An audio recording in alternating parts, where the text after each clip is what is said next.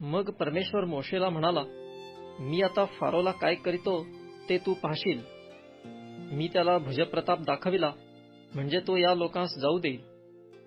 मी त्याला भुजप्रताप दाखविला म्हणजे तो या लोकांस जाऊ देईल. मी त्याला भुजप्रताप दाखविला म्हणजे तो ह्यास आपल्या देशातून बाहेर घालवून देईल. मोशेला दुसऱ्यांदा झालेले पाचारण. देव मोशेशी बोलला.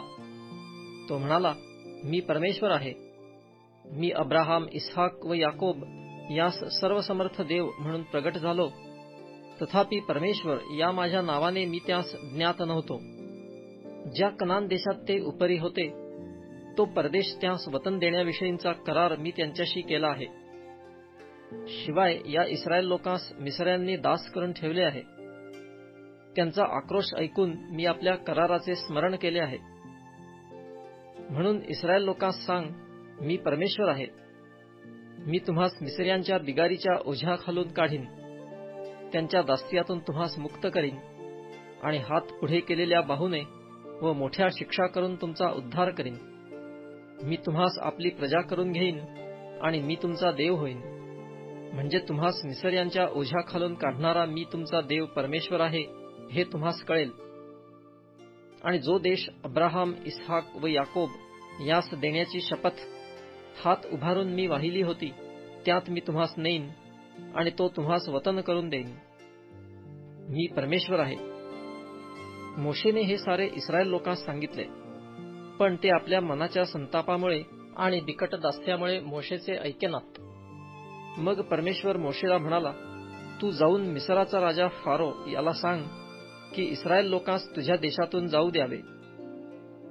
तेव्हा मोशे परमेश्वरासमोर म्हणाला, पहा, इस्रायल लोकांनी माझे ऐकले नाही तर फारो माझे कसे ऐकेल. मी बेसुनत ओठांचा आहे.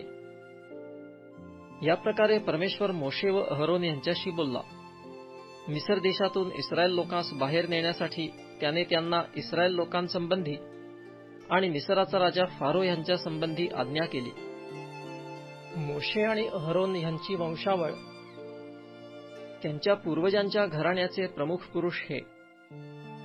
इस्रायलाचा पहिला मुलगा रौबेन, याचे मुलगे हानोक, पल्लू, हेस्रोन व कर्मी ही रौबेनाची कुळे. शिमोनाचे मुलगे यमुवेल, यामीन, ओहद, याखीन, जोहर व कनानी स्त्रीपासून झालेला शौल ही शिमोनाची कुळे. लेवीच्या वंशावळीप्रमाणे त्याच्या मुलांची नावे ही गेर्शोन, कहात व मरारी. लेवीचे आयुष्य 137 वर्षांचे होते. गेर्शोनाचे मुलगे त्यांच्या त्यांच्या कुळांप्रमाणे हे लिब्नी व शिमी.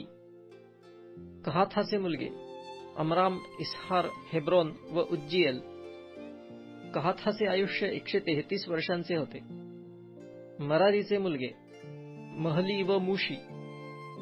लेवीची कुळे त्यांच्या वंशावळीप्रमाणे ही. अमरामाने आपली आत्या योखबेद ही बायको केली. तिच्यापासून त्याला अहरोन व मोशे झाले. अमरामाचे आयुष्य 137 वर्षांचे होते. इस्हाराचे मुलगे कोरह, नेफेग व जिरुरी. उज्जीएलाचे मुलगे मिशाएल, एल्साफान व सिथरी. अहरोनाने अम्मीनादाबाची मुलगी नहशोनाची बहीण अलिशेबा बायको केली. तिच्यापासून त्याला नादाब, अबिहू, एलाजार व इथामार हे झाले. कोरहाचे मुलगे अस्सीर, एल्काना व अबियासाफ ही कोरहाची कुळे. अहरोनाचा मुलगा एलाजार याने पुटीएलाच्या मुलींपैकी एक बायको केली. तिच्यापासून त्याला फिनहास झाला. त्यांच्या त्यांच्या घराण्यांप्रमाणे लेव्यांच्या पूर्वजांचे प्रमुख पुरुष हेच. इस्रायल लोकांच्या सेना करून त्यांना मिस्र देशातून बाहेर घेऊन जा असे परमेश्वराने ज्यांना सांगितले तेच हे अहरोन व मोशे. इस्रायल लोकांस मिस्रातून बाहेर काढण्याविषयी मिस्राचा राजा फारो याच्यापाशी जे बोलले तेच हे मोशे व अहरोन. मोशे व अहरोन यांना परमेश्वराने नेमून दिलेली कामगिरी.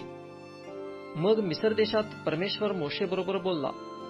त्या दिवशी परमेश्वर मोशेला म्हणाला, मी परमेश्वर आहे.